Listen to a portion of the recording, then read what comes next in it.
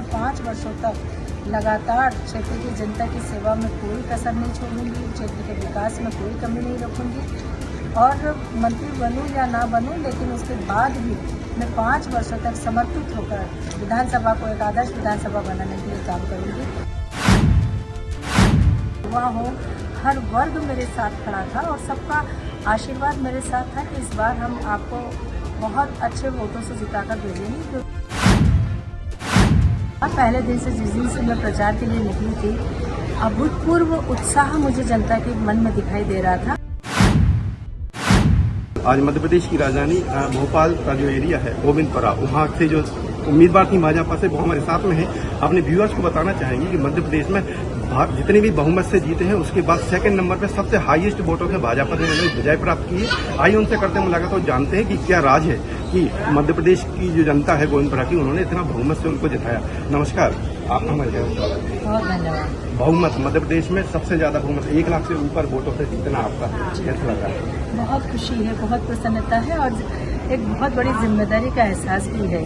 जनता के बीच में जो वादे लेकर गए थे, जो काम किया, उसके लिए आशीर्वाद लेने गए थे। जनता ने भरपूर आशीर्वाद दिया और हमारे कामों को स्वीकृति दी है।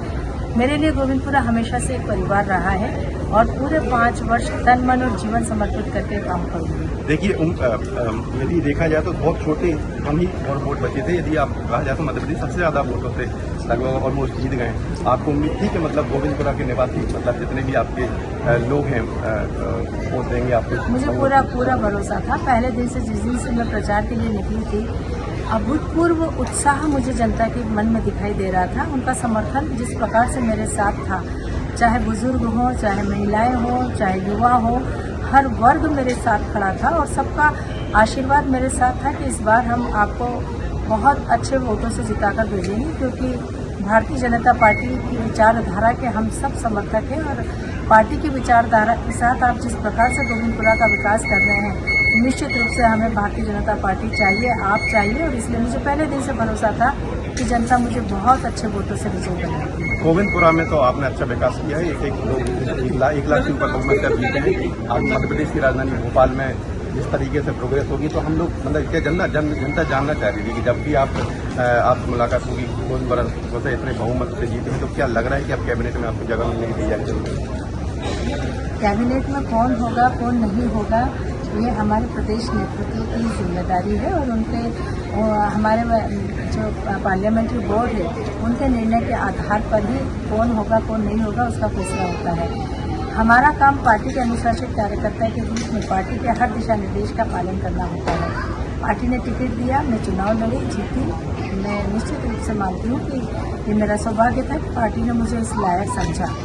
आगे जो भी पार्टी आदेश करेगी वो मेरे लिए शिरोधार्य रहेगी। मेरी तो गोविंदपुरा के जो वोटर्स थे, जो फैंस से उनसे बात हुई है, उन्होंने बताया कि इतनी बहुमत से जीतना मतलब वो खुद चाह रहे हैं कि एक बार आपको मंत्रिमंडल में जगह मिली। गोविंदपुरा के मतदाताओं का मैं हृदय से धन्यवाद, और शायद वो जो उन्होंने विश्वास व्यक्त किया है वो ऋण है, वो ऋण चुकाना निश्चित रूप से मेरे लिए असंभव है। लेकिन मैं 5 वर्षों तक लगातार क्षेत्र की जनता की सेवा में कोई कसर नहीं छोड़ूंगी, क्षेत्र के विकास में कोई कमी नहीं रखूंगी।